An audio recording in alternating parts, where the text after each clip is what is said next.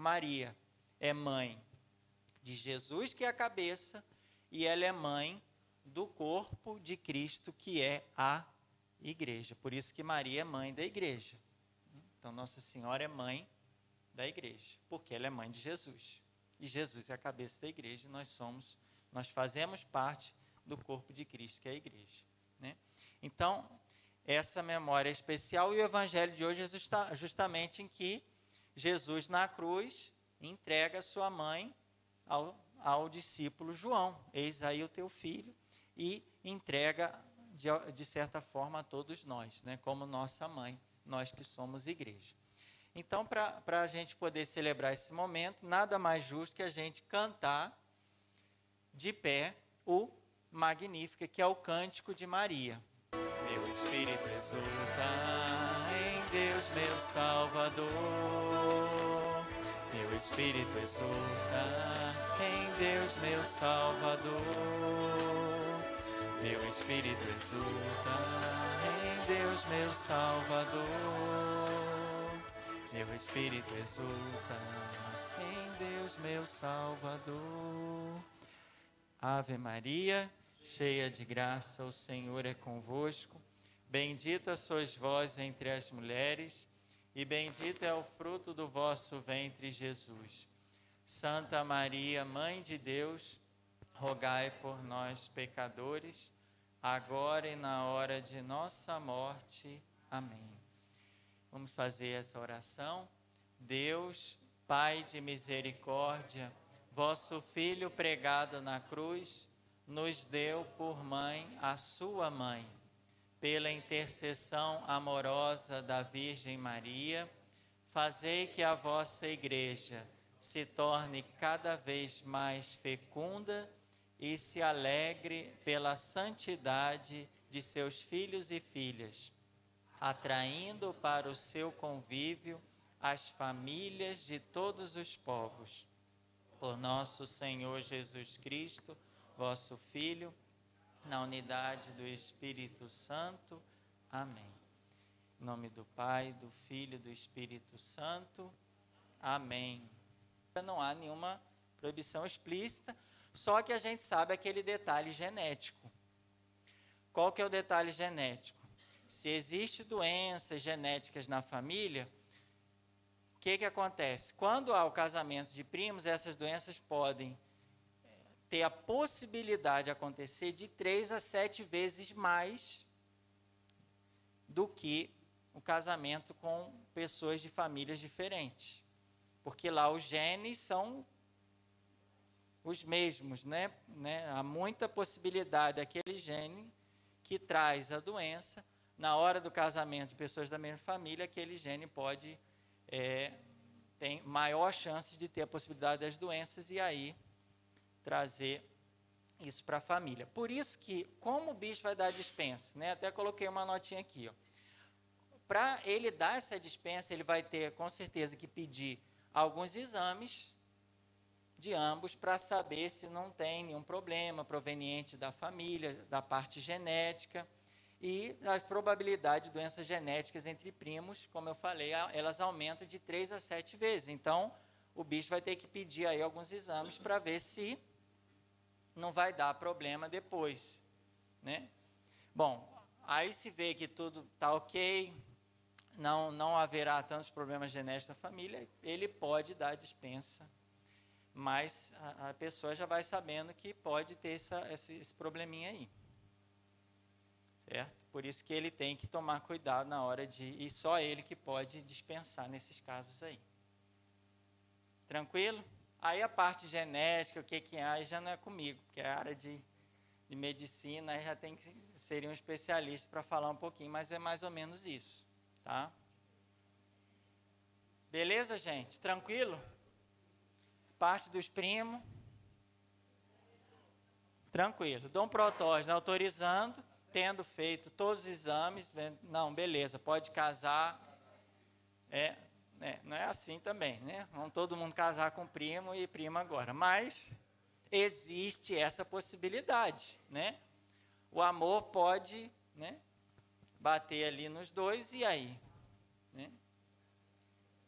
Bom, E agora? A outra pergunta que vocês colocaram é a questão do véu na missa, né? Porque fora da missa, quem quiser pode, né, usar véu, chapéu, flor na cabeça, enfim. A questão é o véu na missa. E aí, como é que fica? Porque foi a pergunta que fizeram, né? Tem alguns casos aqui, né? Eu fui na missa aqui na capela, tinha uma senhora com véu. Né? Com senhoras, né, é mais comum porque a tradição, a gente vai ver com detalhes, né, que mudou não tem muito tempo. Bom, qual o problema do véu? Qual a questão do véu? Ela começou lá em São Paulo, 1 Coríntios 11, de 4 a 6. Eu já trouxe o texto aqui para a gente ser mais dinâmico um pouquinho, mais rápido. Todo homem que ora ou profetiza com a cabeça coberta, que está em Paulo é isso aqui, tá? São Paulo diz isso. Todo homem que ora ou profetiza com a cabeça coberta, desonra aquele que é sua cabeça. Por outro lado, toda mulher que ora ou profetiza com a cabeça descoberta, desonra aquele que é sua cabeça. Pois é como se estivesse com a cabeça raspada. Calma que a gente vai explicar. Portanto, se a mulher não se cobre com o véu, que ela corte todo o cabelo. Se, porém, é vergonhoso para a mulher cortar todo o cabelo ou raspar a cabeça, então cubra-se, né? Ou, na outra tradução lá, tá, use o véu. Eu vou continuar a ler tudo e depois a gente explica. Do 10 ao 15 agora. 11, de 10 ao 15. Por isso, a mulher deve ter um sinal de autoridade sobre a cabeça, por causa dos anjos. Sublinha esse anjo aí que a gente vai falar bastante desses anjos aí, por causa dos anjos. Foi bom que Fred já franziu a testa. Anjo? O que anjo tem a ver? Está falando de raspar a cabeça, daqui a pouco está falando dos anjos. Calma lá. No entanto, no Senhor, nem a mulher é sem o homem, nem o homem é sem a mulher. E na outra tradução está nem a mulher, ele está falando assim, que assim como a mulher depende do homem, o homem também depende da mulher, né? Que já é uma visão bem avançada para a cultura daquele tempo, que normalmente sempre a mulher que era submissa, né, que dependia do homem, e aqui fala, olha, um depende do outro. Assim como o homem depende da mulher, a mulher depende do homem. Né? Quem tiver com a outra tradução, tá depende lá da CNBB. Essa nova fala, a mulher não é sem o homem e o homem não é sem a mulher. Pois como a mulher foi tirada do homem, assim também o homem nasce da mulher. E tudo vem de Deus. Né? Que já é uma outra visão. Né? Embora esteja na Bíblia, mas São Paulo já traz uma visão assim, que todo mundo fala, porque a mulher que veio do homem. Tá, mas o homem nasce de quem? O homem precisa da mulher. Sem a mulher, ele não vem ao mundo. Mas na Bíblia fala que a costela, né? Foi da minha costela. Pois é, mas você não tem costela, não tem cabeça, não tem coração, não tem nada se não tiver uma mulher. Se não nascer de uma mulher. Então, aí Paulo até coloca, a gente precisa mais da mulher até do que ela da gente. Porque enquanto ela precisa de uma costela, né? Lógico, ele é tudo simbólico. A gente precisa de toda mulher para a gente nascer, porque senão a gente nem nasce. E tudo vem de Deus, quer dizer, todos nós, né? Temos essa igual dignidade, mas todos nós pertencemos a Deus. Julgai por vós mesmos, será conveniente que a mulher ore a Deus com a cabeça descoberta? A própria natureza não vos ensina que para o homem é vergonhoso deixar o cabelo crescer, ao passo que para a mulher é uma glória ter cabelos compridos? Por esse motivo, os cabelos lhe foram dados em lugar do véu. O que Paulo está falando? Só adiantando um pouquinho, que o cabelo da mulher é uma glória para ela, não é? Cabelão comprido, a láguida, tá? O cabelo esvoaçante, né? A gente vê aqueles anúncios, aí bota um vento assim, fica, né? O cabelo esvoaçando. Ou não é uma glória? É uma honra para a mulher, uma glória para a mulher, o cabelo. Então, os cabelos lhe foram dados em lugar do véu. E olha, são as duas partes do texto, né? É o capítulo 11 inteiro que fala do véu, mas eu separei só essas duas partes.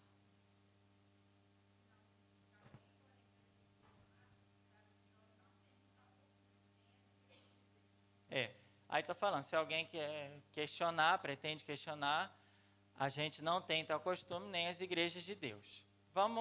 Eu tirei, mas só porque não fala diretamente do véu, mas ele está falando, olha, não tem questionamento aqui, né? Se alguém quiser questionar, está questionando as igrejas de Deus. Mas vamos agora à explicação. Eu trouxe já esmiuçadinho para a gente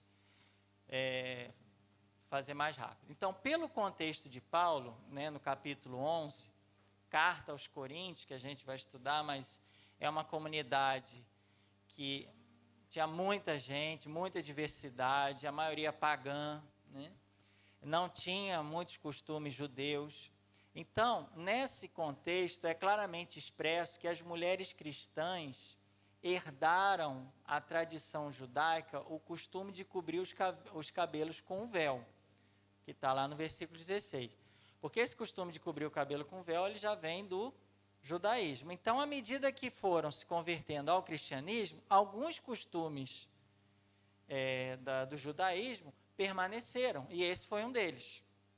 Outros foram descartados, como, por exemplo, com relação aos homens, a circuncisão, a gente viu que não precisou mais. Mas o véu, as mulheres que iam se convertendo, elas iam continuando a usar uma tradição que já era uma tradição judaica. Essa realidade não era comum naquela comunidade de Corinto. O povo não tinha muito esse costume de usar o véu lá em Corinto. Não era comum isso lá.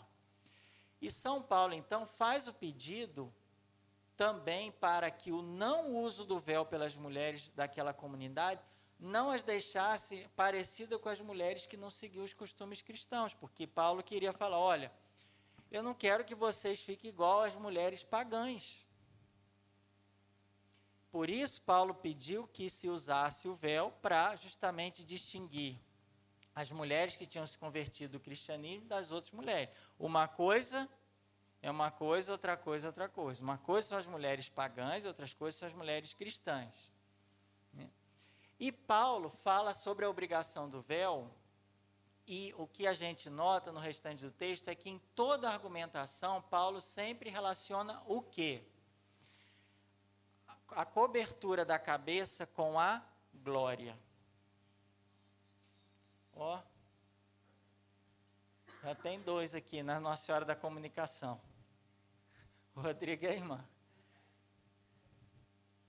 Parece que ao reiniciar a internet, está vermelho, né? Mas tudo bem.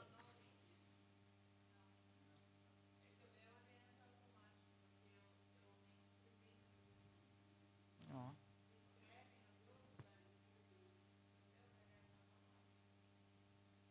É porque você é irmã. Está mais próximo. Bom, então, essa questão de cobrir a cabeça está relacionada à glória. Como assim? A mulher cobre sua cabeça e glorifica a Deus. Por quê? Porque quando ela cobre a sua cabeça, ela está escondendo a sua própria glória, que é a sua beleza.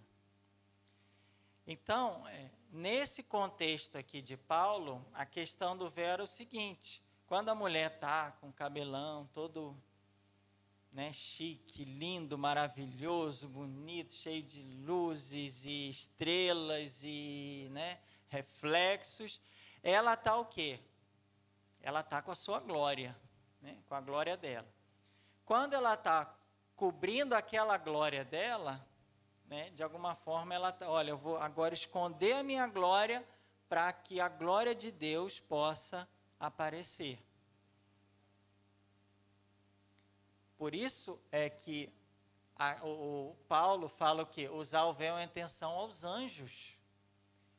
Como diz São Paulo, significa que ela está participando de o quê? De um culto de adoração a Deus, juntamente com todos os anjos. Os anjos estão adorando a Deus e ela também está nesse culto de adoração. Só que ela está escondendo a glória dela para que a glória de Deus se manifeste.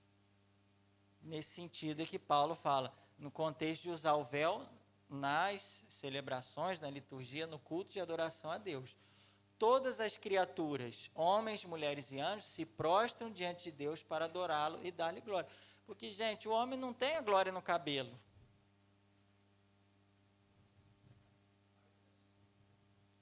Quando tem cabelo, né? Então, muitas vezes, a nossa glória, se é que a gente tem alguma glória, não vai estar no cabelo, né? E a mulher não, já manifesta essa glória no cabelo, né? Por isso que o homem tem que andar mesmo, né?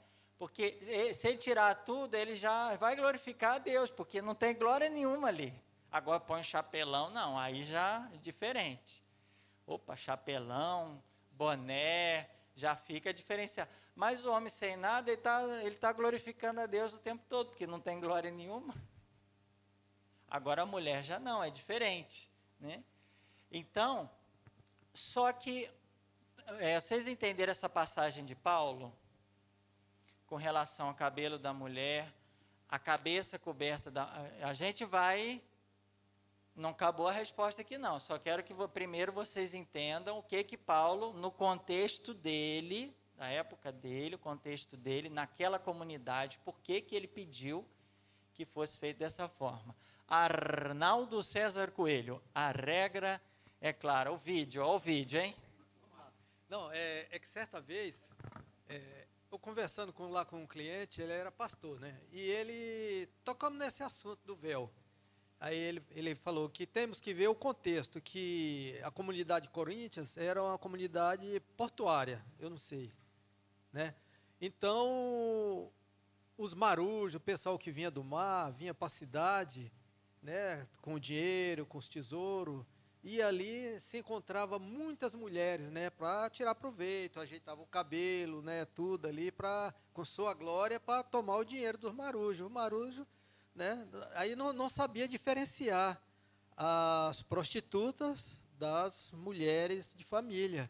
Então, Paulo, nesse contexto, pede que seria conveniente que a comunidade usasse o véu para diferenciar daquela que estivesse sem o véu, que seria uma mulher prontificada para usar a sua glória.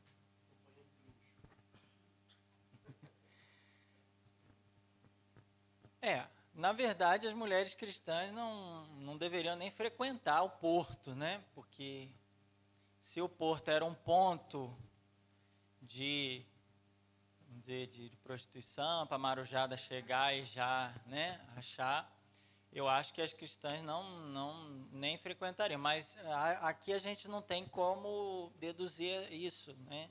Questão do porto. Talvez, por outros textos, o pastor tenha falado com você, né? Baseado em outros textos, mas nesse aqui a gente não tem como... Sim.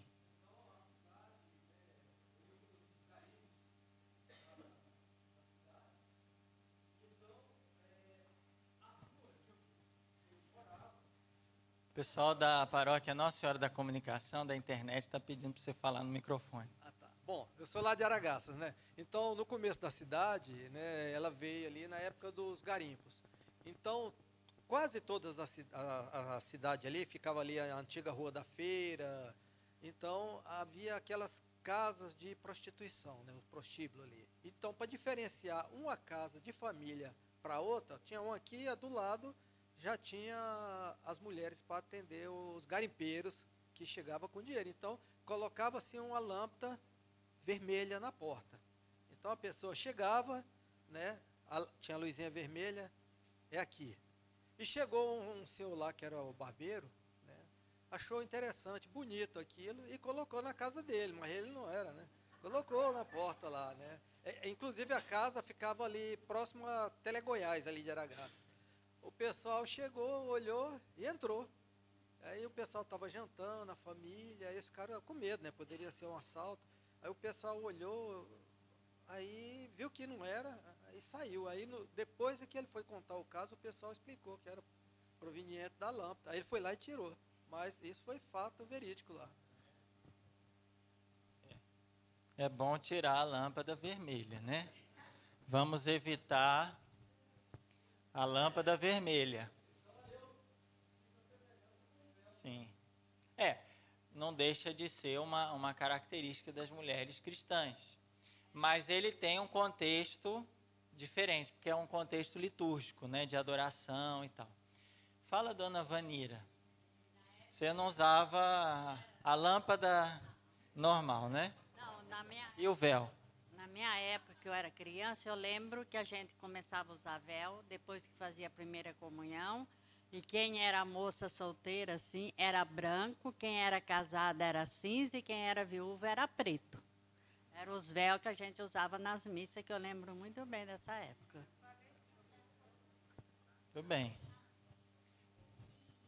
As mulheres árabes está dentro desse contexto? As mulheres Árabes. árabes, não, é outro contexto. Porque aí elas já seguem, né? Depende, se as árabes cristãs, sim, né? Mas as muçulmanas já seguem o Alcorão, são outros textos, né? Outra religião, né? Nesse contexto, o importante agora é que vocês entendam o uso do véu nesse contexto aqui de Paulo. Para esconder a glória e glorificar a Deus em atenção aos anjos, porque todos estão ali em culto de adoração a Deus. Eu escondo a minha glória para que a glória de Deus apareça. Provavelmente, mas aí eu teria que ver com a igreja do véu. Eu não sei se a da Avó Rosa, né? Não é só da Avó Rosa, tem a congregação cristã, elas... Provavelmente baseada nesse texto. Eu teria que ver a doutrina deles para ver. E o cabelo. Porque o cabelo é a glória da mulher, né? Agora, entendido a parte de Paulo, na nossa igreja, como é que fica a história do véu? Bom, a realidade para nós hoje, católicos de hoje, é que não existe obrigação canônica sobre o uso do véu nas santas missas do rito romano, na forma ordinária ou na forma do missal atual que foi reformado por Paulo VI. Porque esse missal, a missa, vocês sabem que segue o missal romano, que foi reformado por Paulo VI, depois do Concílio Vaticano II.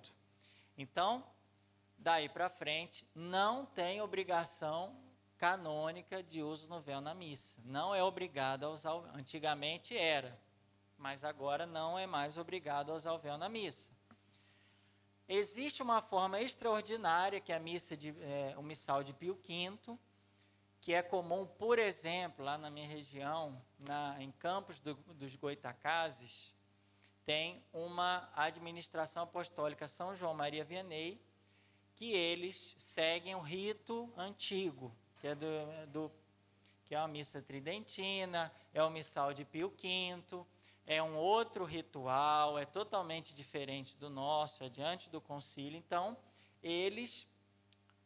é aconselhável que eles usem o véu. Por quê? Porque eles seguem o ritual do Pio V, que é o que existia antes do Concílio Vaticano II, onde era obrigado o véu. Então, é normal que as pessoas lá usem o véu. É até aconselhável o uso do véu, já que segue o missal de Pio V, que é antes do concílio, que era a forma comum em toda a igreja antes do Concílio Vaticano II, seguindo uma tradição de séculos, né? Então, é que a mudança foi, vamos dizer assim, do Concílio Vaticano II, da reforma de Paulo VI, para cá. não tem mais a obrigação do véu. E outro detalhe, no código atual, que é o Código de Direito Canônico, o seu Juscelino trouxe lá, que ele que vigora desde 1983, né, pelo Papa João Paulo II, São João Paulo II, não tem nenhum cano relacionado ao véu. Não tem nada do véu. Não há obrigação nenhuma do véu. No código de 1917, que foi de 17 até 83, que é o código anterior, havia um cano que falava do véu. Os homens na igreja devem trazer a cabeça descoberta, a não ser que os costumes aprovados do povo ou circunstâncias peculiares determinem de outra maneira. Que circunstâncias peculiares é essa? Por exemplo, está chovendo. Aí tem que cobrir a cabeça, não tem jeito, né? As mulheres devem trazer a cabeça coberta e estarem vestidas de forma modesta, especialmente quando se aproximarem da mesa da comunhão, que era o cano 1262 do Código de 1917, que é o código anterior. Tinha essa prescrição. Como o código atual não fala sobre esse assunto, e é esse que vigora hoje, não é obrigatório o uso do véu. Vamos falar sobre isso. Fala, Pedro.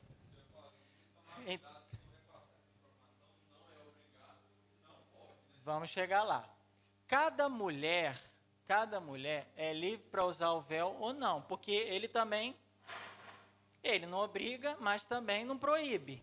O cano, também nenhum cano está falando, é proibido usar o véu, né? Muitas formas de devoção e piedade não são obrigatórias, né? Tem coisas que não é obrigatório na igreja, mas mesmo assim muitos fazem. O uso do véu, a palavrinha que deve nortear cada mulher é o quê? É o discernimento. Prudência, discernimento, para saber, bom, não é obrigado, mas não é proibido, mas eu tenho que ter um pouquinho de discernimento, de bom senso, para ver, eu vou usar ou não vou usar? Aqui é melhor não usar. Se eu estou numa missa de São Pio V, numa comunidade, está todo mundo de véu, é aconselhável que eu use o véu. Agora, eu estou numa missa, não tem ninguém com véu. Será que é aconselhável o uso do véu? Será que eu, ao invés de esconder minha glória, eu não vou chamar mais atenção ao usar o véu do que se eu não estivesse usando? Então, o discernimento são perguntinhas básicas. Convém utilizar? Vai chamar muita atenção durante a Santa Missa?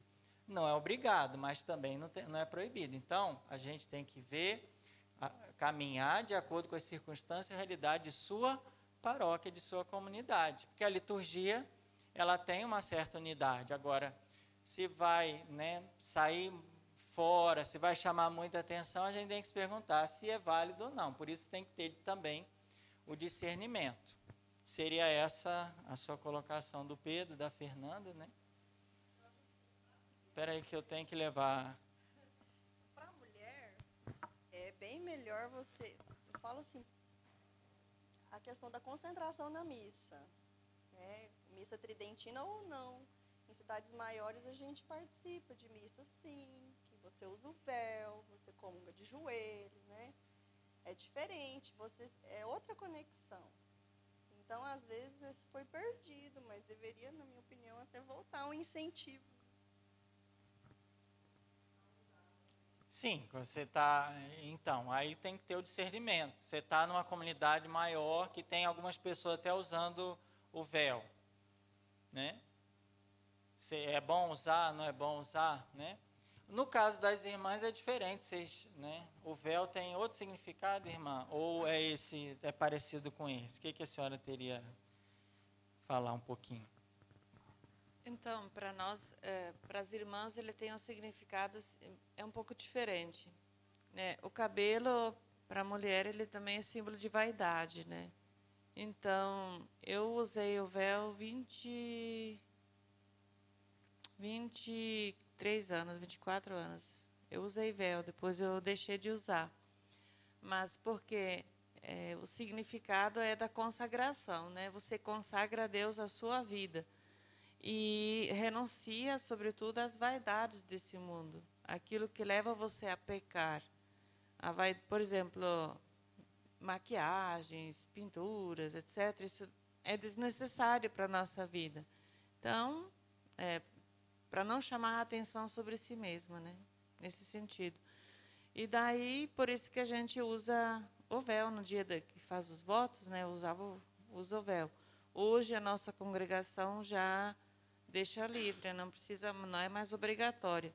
Mas até 6 anos atrás era ainda obrigatório na nossa congregação, porque cada congregação tem suas constituições, tem suas regras, né? E se organiza e entende a forma, uns mais cedo, outros mais tarde, entendem uma maneira diferente de usar ou não o hábito e o véu.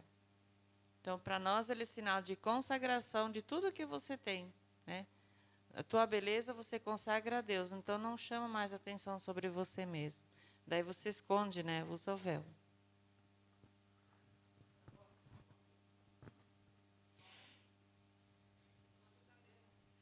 Que o véu também faz parte do hábito, né? Então, o fato de usar um hábito denota também essa questão. Eu não me pertenço, eu pertenço a um outro, né? O fato de ser consagrada é o fato de não pertencer a si mesmo. E o fato de usar o hábito também vai na mesma linha do véu, né? Porque eu não uso roupas assim que chamem atenção, de vaidade, né? Que são roupas mais simples, que é o hábito que denota a consagração e que vai. O Dom Antônio, o finado Dom Antônio, que foi bispo dessa diocese. Eu pensei que era pouco, mas é muito, então tem que levar o microfone. Ele dizia assim, porque tem gente que vai para a igreja, que nem a irmã falou, né? Cabelão, roupa degotada, maquiagem. Então, ele falava que a pessoa tinha que ter o discernimento de saber, quando você vai para uma igreja, quando você vai para um casamento, para uma praia, você não vai de terno. Então, a pessoa tem que ter o discernimento que cada lugar que ela vai é uma roupa que ela deve usar. Tudo bem. A gente não vai de terno para a praia e nem vai de sunga para a igreja, né? Nem de bermuda, essas coisas Então, o véu é um detalhe, mas a gente está falando o quê? Como São Paulo falou, modéstia no vestir, né? Então, todo vestir você está também manifestando alguma mensagem, né? Você está vestindo de forma extravagante, você está querendo dizer alguma coisa, né? Tem toda a linguagem do corpo, né? Que hoje a psicologia, né? As pessoas estudam a linguagem do corpo. Então, o seu jeito de sentar, se você está com a mão assim, né? Se você está com a mão assim, se você está, né? A sua postura, vocês estão falando também, né? O corpo de vocês está falando, o jeito que vocês estão vestidos, o jeito que vocês estão sentados, o gesto de vocês. Então, essa linguagem corporal, ela é traduzida também na roupa. Agora, por isso que Paulo falaria hoje também, cuidar na hora de vestir, com que roupa vocês estão indo para a missa, né? Que até pouco tempo atrás a melhor roupa era da missa. Hoje, eu não sei. Fala, Pedro.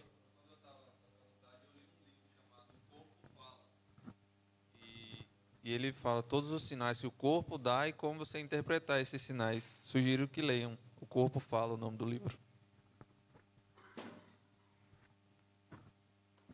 Vai ler, Arnaldo? Eu já li. É bom.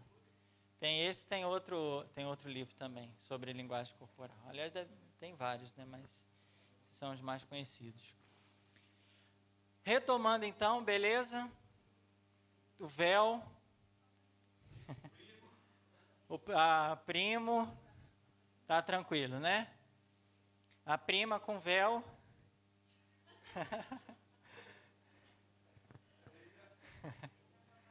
Tá? É importante a gente entender no contexto e fazer o discernimento para o nosso tempo, né? Oi? Vamos agora retomar. A gente estava em Atos dos Apóstolos se perguntando. Oi?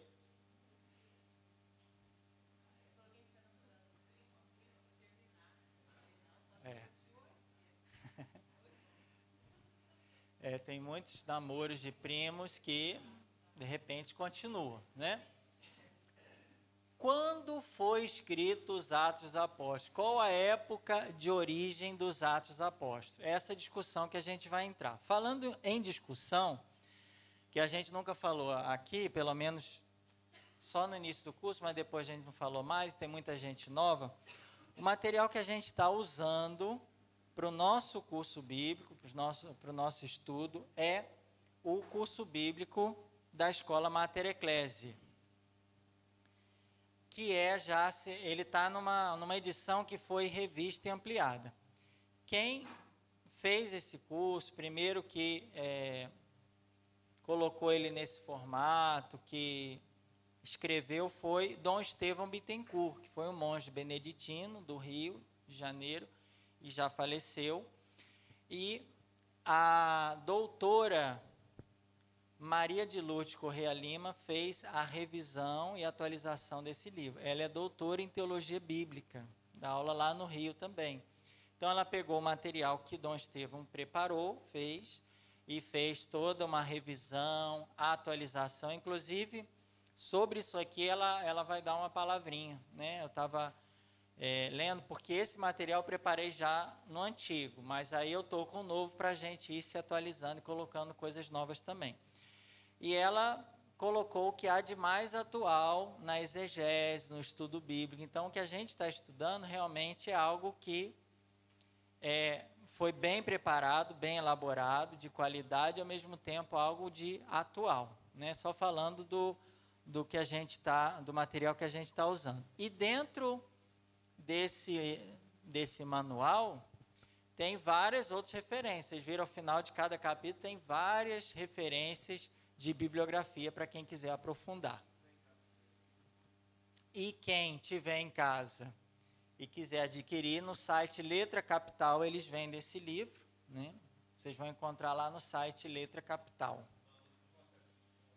E a irmã Lúcia, se for fazer pedido, a gente pode ver com a irmã, se tiver muita gente, aí a gente vê se consegue também um descontinho lá na editora deles, tá? Isso. Quem quiser depois tirar as dúvidas com a irmã Lúcia Arnold. Muito bem. E aí, em que época foi escrito, qual a época de origem dos Atos dos Apóstolos? Bom, muitos falam a partir do fecho de Atos dos Apóstolos. Tem gente que fala, não, quando terminou os Atos dos Apóstolos, foi aí que foi escrito o livro dos Atos dos Apóstolos. Quando o autor diz que Paulo ficou por 2 anos em Roma sob regime de prisão domiciliar. Então, no último capítulo do livro de Atos dos Apóstolos, versículo 30, é o capítulo 28, versículo 30, S significa o quê? Seguinte, ou seja, é o 30 e o 31. Diz assim: Paulo morou 2 anos numa casa alugada. Estou parecendo Paulo. Ele recebia todos os que o procuravam, proclamando o reino de Deus e ensinando o que se refere ao Senhor Jesus Cristo, com toda a liberdade e sem impedimento. Né? Ele chegou em Roma, ele ficou nesse regime, vamos dizer assim, de prisão domiciliar. Ele não podia ficar aí saindo e pregando, não. Ele podia receber as pessoas na sua casa, né? As pessoas iam até ele lá, ele evangelizava, ele anunciava a palavra de Deus.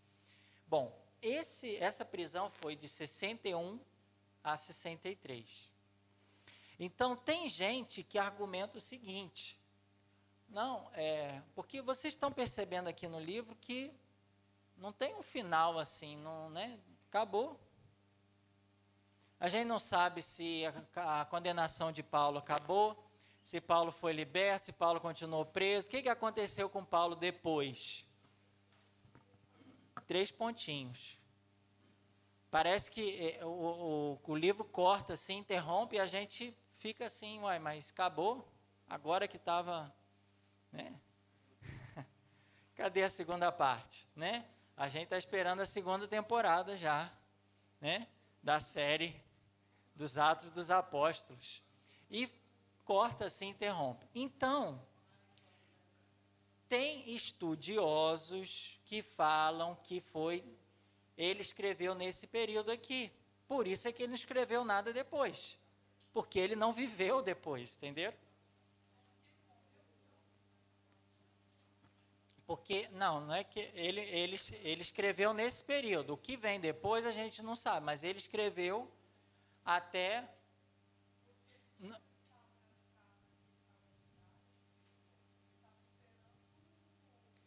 Ele estava em prisão domiciliar, ele estava esperando o julgamento dele para ver se ele seria liberto ou não. Só que a gente não sabe. Então, por causa disso, preste atenção que essa parte é um pouquinho mais complicadinha da gente entender. Porque aqui nós temos, vamos dizer, 3 hipóteses. Vamos colocar assim, nós temos 3 hipóteses. Uns argumentam que foi escrito, vamos dizer, nesse período aqui, no fecho dos Atos Apóstolos. Por isso que não foi colocado nada depois, porque se eu escrevo de 2019, eu não posso escrever 2020. Então, tem pessoas que colocam, vamos dizer assim, no ano 63 depois de Cristo. Argumento assim, só que tem um detalhe nisso aqui. Quem escreveu Atos dos Apóstolos? Lucas. Lucas escreveu só Atos dos Apóstolos? O que ele escreveu? E o Evangelho está situado onde? A gente falou que ele estaria lá no ano 70. Só que ele tem que escrever o Evangelho antes dos Atos dos Apóstolos, porque ele fala, no meu primeiro livro, Teófilo, lembra? Então ele está falando que ele já escreveu. Como que ele escreve um livro no ano 70? O primeiro livro no ano 70, que é o Evangelho de Lucas, e depois desse livro ele escreve um outro no ano 63. Aí, meus caros, o que vai acontecer? A pergunta, tem algumas perguntinhas no ar. Primeiro, olha lá, seu Madruga está em dúvida agora. Mas por que Lucas não relatou o fim desse período de prisão? Por que ele não falou? Ele estava em prisão domiciliar, mas está esperando a sentença.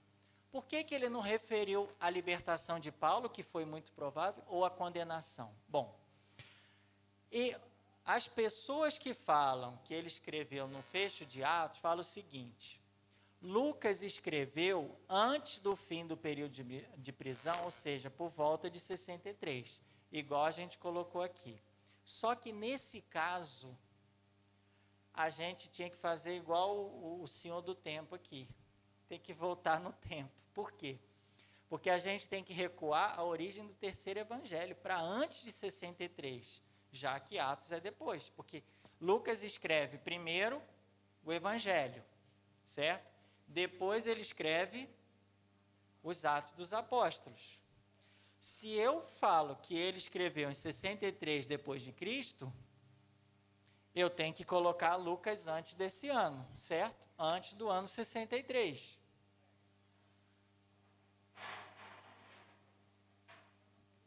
E a gente falou que a gente citou, a maioria dos estudiosos citou o Evangelho de Lucas em 70 depois de Cristo.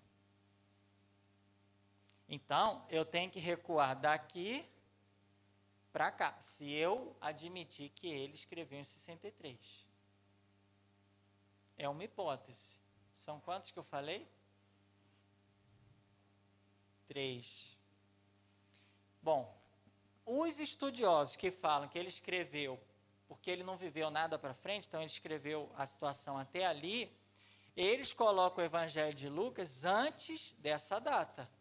Porque se ele escreveu Atos 63, ele tem que escrever Lucas antes de 63. Obrigado, Sr. Juscelino. Vocês entenderam essa parte? Então, a gente tem que voltar o Lucas no tempo. Ok? Tem gente que pensa assim? Tem. talvez, é por isso que a gente está falando. Nossa, está cheirando aqui, hein?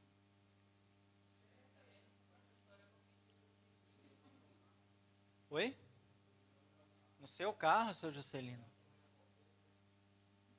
Obrigado, seu Juscelino, por deixar um pouquinho para mim. Seu Juscelino está com o café escondido no carro? Bom, tudo bem aqui? Outra hipótese. Outros estudiosos não se prendem à questão do silêncio, falam, não tem nada a ver. O fato de Lucas não ter dito nada sobre a libertação de Paulo, a continuação, isso aí não tem nada a ver. Para esse grupo, Lucas, o que era importante de Lucas era mostrar que o evangelho, na pessoa de Paulo, tinha chegado à capital do mundo antigo. Qual que era a capital do mundo antigo? Roma.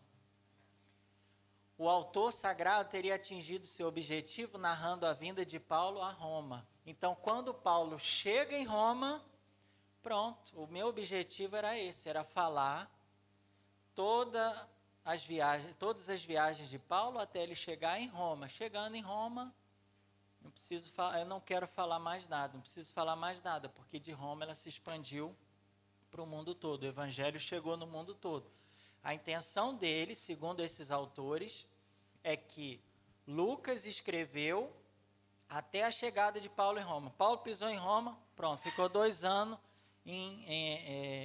num domicílio alugado, numa casa alugada, e acabou o evangelho, porque era isso que eu queria falar, chegada do evangelho a Roma.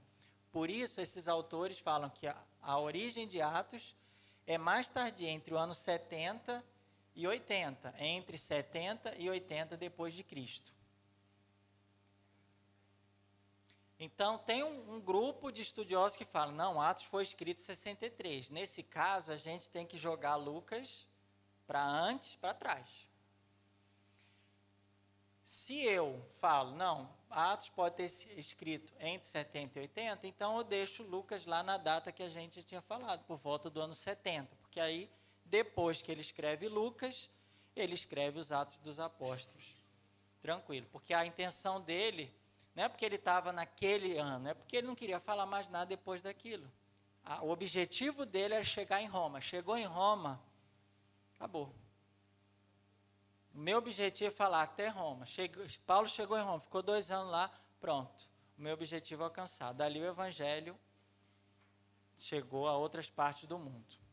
Certo? Agora, não tinha essa parte da doutora Maria de Lourdes. Mas a doutora Maria de Lourdes, que é doutora em teologia bíblica, colocou uma terceira hipótese. Lembra que eu falei que tinham 3? Ixi. Vou botar aqui embaixo. A terceira hipótese a gente vai encontrar lá na página 120. É só um parágrafo, eu vou ler, e é muito simples. Não merecem atenção outras sentenças, escreve a doutora Maria de Lourdes. Os racionalistas de Tubinga, que é uma escola, né, famosa de teologia, de Bíblia, por exemplo, pretendiam, no século passado, atribuir aos Atos origem por volta de 150, porque esse livro teria sido escrito para harmonizar as facções Petrina e Paulina da Igreja Antiga.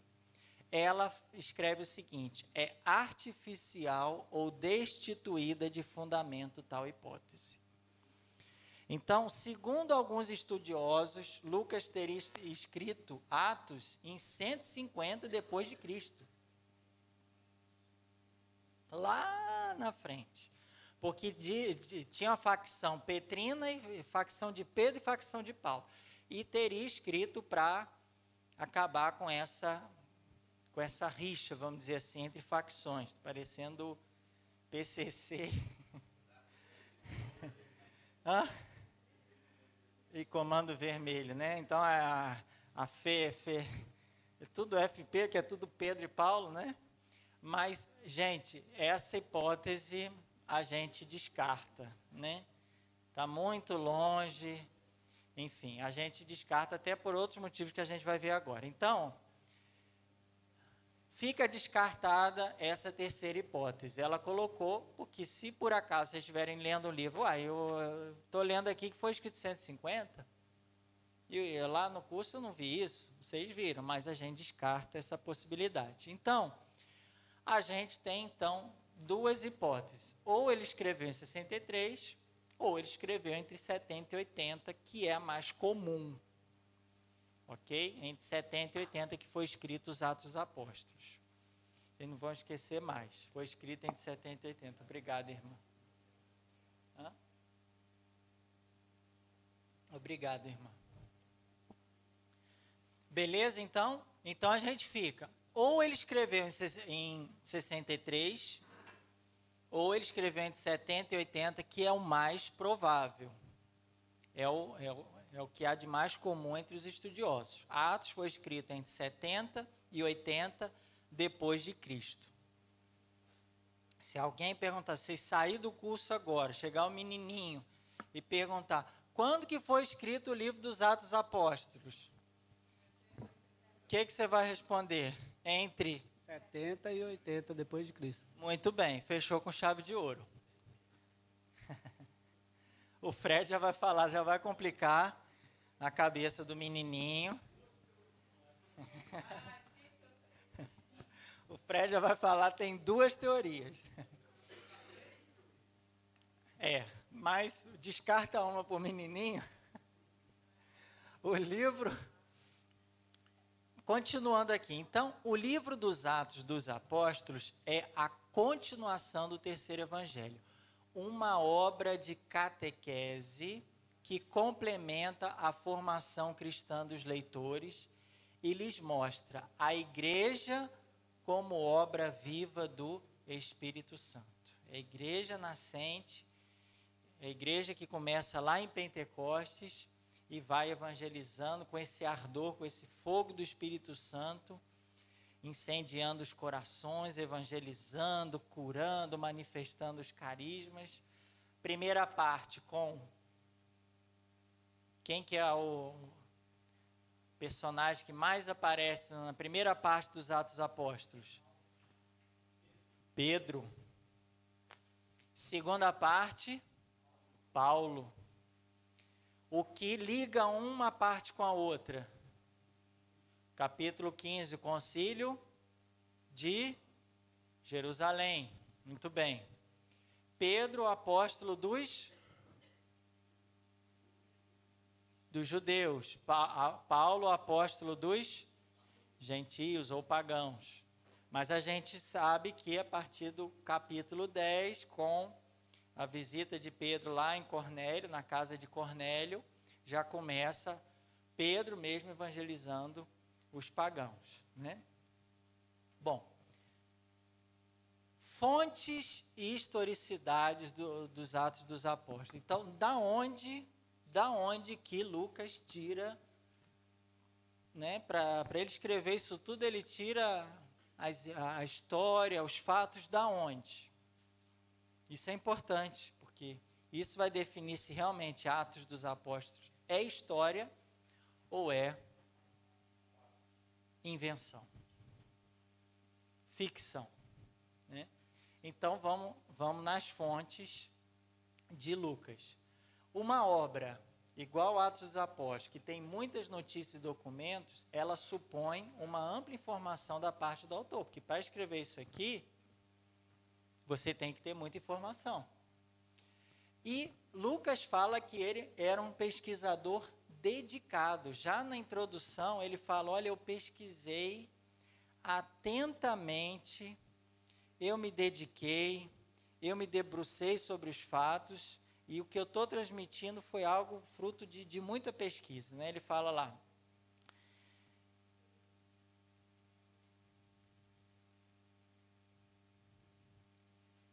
Depois da sua, apareceu-lhe... Aliás, em Lucas, né, que ele fala, eu estou em Atos. Já em Lucas que ele fala isso. Atos seria já a continuação. Lucas 1. Muitos já tentaram compor um relato coordenado dos fatos ocorridos entre nós, como nos transmitiram os que foram testemunhas oculares desde o princípio e se tornaram ministros da palavra. Assim decidi também eu, caríssimo Teófilo. Esse Teófilo a gente não sabe quem é, pode ser alguém conhecido realmente de Lucas, ou pode ser um personagem que ele colocou para poder se dirigir a todos nós, a todos os leitores, porque Theos, Deus, Philo, amigo. Todos os amigos de Deus que lerem o Evangelho sentirão ali como destinatários desses fatos, de tudo que Lucas relatou. Então, há essa possibilidade de ser alguém que realmente Lucas conheceu, ou de ele ter colocado esse nome dirigindo-se a todos aqueles que iriam ler o seu Evangelho. Isso aí a gente já falou, só estou relembrando, né? Então, olha o que ele fala, assim no versículo 3, assim decidi também eu, caríssimo Teófilo, depois de ter cuidadosamente investigado tudo desde o começo, pô-lo por escrito para ti, em boa ordem, para que conheças a solidez dos ensinamentos que recebeste. Quer dizer, o ensinamento que você está recebendo, ele é sólido. Por quê? Porque eu investiguei cuidadosamente todos os fatos e coloquei tudo em ordem para que você pudesse, então, ter um ensinamento sólido, firme, forte. Os estudiosos, então, eles querem determinar as fontes que Lucas usou, porque se eu conseguir determinar as fontes que ele usou, eu vou trazer, então, toda a fidelidade histórica de Atos dos Apóstolos. Porque, gente, qual o gênero literário de Atos dos Apóstolos?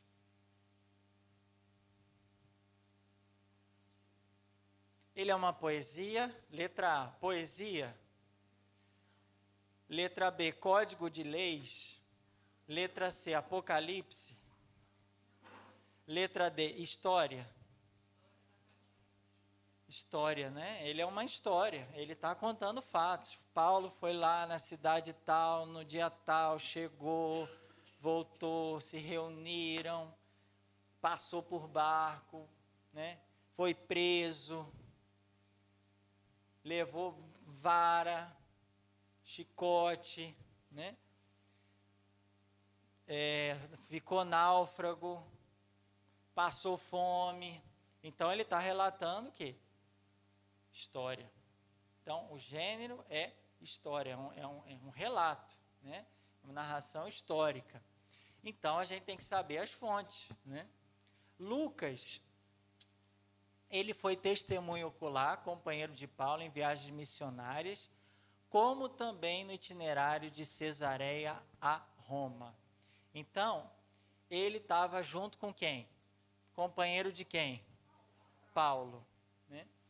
Tanto nas viagens, como também no itinerário que Paulo fez de Cesareia até Roma. A gente vai ver com calma esse itinerário aí. Por isso, ele deve ter feito o quê? O que ele foi escrevendo? Ele foi fazendo um diário. Ele foi fazendo as memórias. Hoje, o que aconteceu? Aí ele foi colocando lá no caderninho dele. Né? Diferente do caderninho, tem o caderninho da Carmeci, né? E tem o caderninho de... Cadê Carmeci? Está doente, né? Então vamos rezar para ela se recuperar o mais rápido possível. Então, o que ia acontecendo? O Lucas ia acompanhando o Paulo e colocando lá por escrito. Olha, hoje aconteceu isso, né? Ele foi colocando as memórias ou o diário. E por isso que a gente tem, assim, em algumas sessões de Atos dos Apóstolos, bastante detalhe, uma coisa bem detalhada mesmo, como a gente vê na sessão dos nós. Esse nós é a primeira pessoa do plural, né? Eu e Paulo, né? E as pessoas que estavam juntos, nós fomos, nós, né? Olha os detalhes que a gente encontra no penúltimo capítulo de Atos, Atos 27, 14 a 28. Se não me engano, já é a viagem de Paulo de Cesareia a Roma. Atos 27. Atos 27. Manuel está um pouco cansado, a gente deixa ele. Aqui. Atos 27. 27. 14 a 28. É o café, né, mano? Falta. Cadê que ela me deu? Madá tá aí.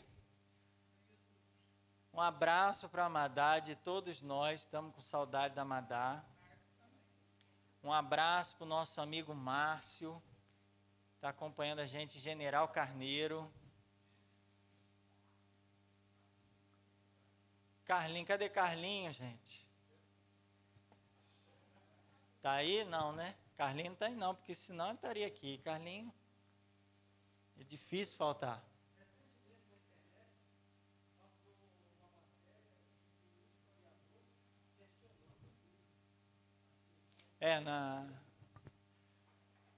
O Arnaldo está falando recentemente, historiadores questionando Lucas, né? Volta e meia aparece, questionam até a ressurreição de Jesus, volta e meia vai aparecendo várias questões sobre Maria, enfim. 27, 14 a 28, vamos lá. Pouco depois, desencadeou-se do lado da ilha o vendaval conhecido como Euraquilão. Tá como aí, furacão? 27, 14, a partir do versículo 14. Incapaz de resistir ao vento, o navio foi arrastado violentamente e ficamos à deriva. Passando rente a uma pequena ilha chamada Cauda, com dificuldade conseguimos recolher o bote. Após tê-lo içado, os tripulantes usaram expedientes de emergência, cingiram o navio com cordas de segurança e, temendo encalhar em Sirte, desceram a âncora flutuante e ficaram à deriva. O negócio estava feio. Quando, no dia seguinte, fomos violentamente sacudidos pela tempestade, começaram a jogar a carga ao mar. No terceiro dia, com as próprias mãos, lançaram ao mar o equipamento do navio. 3 dias nessa luta, não, vamos até o equipamento do navio jogar no mar. Por vários dias, versículo 20, não vimos nem sol, nem estrelas, e a violenta tempestade continuava a nos ameaçar. É o Triângulo das Bermudas Já tínhamos perdido toda a esperança de salvação. Imagina o Manuel lá, 3, 4 dias, a gente lá, hein, Manuel? Nossa. 21. Estávamos muito tempo sem comer nada. Então Paulo se pôs de pé no meio deles e disse: amigos, se me tivesses escutado e não tivesse saído de Creta, teríamos evitado este perigo e prejuízo. Apesar disso, aconselho que sejais corajosos, porque ninguém de vós vai morrer. Já fez uma palavra lá, uma profecia. Só perdereis o navio. Quer dizer, Paulo falou, não era para sair de Creta. Vocês não me ouviram, mas tudo bem, ninguém vai morrer, mas o navio a gente vai perder. Esta noite apareceu-me um anjo daquele Deus ao qual pertenço e a quem sirvo. O anjo me disse: não tenhas medo, Paulo, deves comparecer diante de César. Deus concedeu-te a vida de todos os teus companheiros de viagem. Portanto, coragem, senhores, tenho confiança em Deus de que as coisas acontecerão como me foi dito. Todavia, devemos encalhar em alguma ilha. Já fazia 14 noites que éramos jogados de um lado para outro no mar Adriático, quando pela meia-noite os marinheiros viram sinal de terra. Terra à vista! Lançaram a sonda e deu uns 30 metros de profundidade. Um pouco mais adiante, lançaram novamente a sonda e deu uns 20.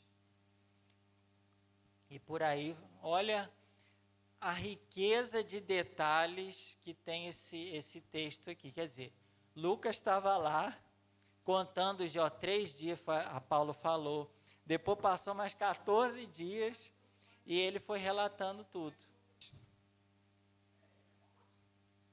Pórcio Festo governou a província romana da Judéia. Ele era o governador da província romana da Judéia. Então, é justamente essa região aqui, cuja capital é Jerusalém. Então, essa região aqui do sul, a Judéia, ele foi governador na região da Judéia, era procurador durante o reinado de Nero. O nome Festo vem do latim, alegre. Né? É um rapaz alegre. Festo, festa. Né?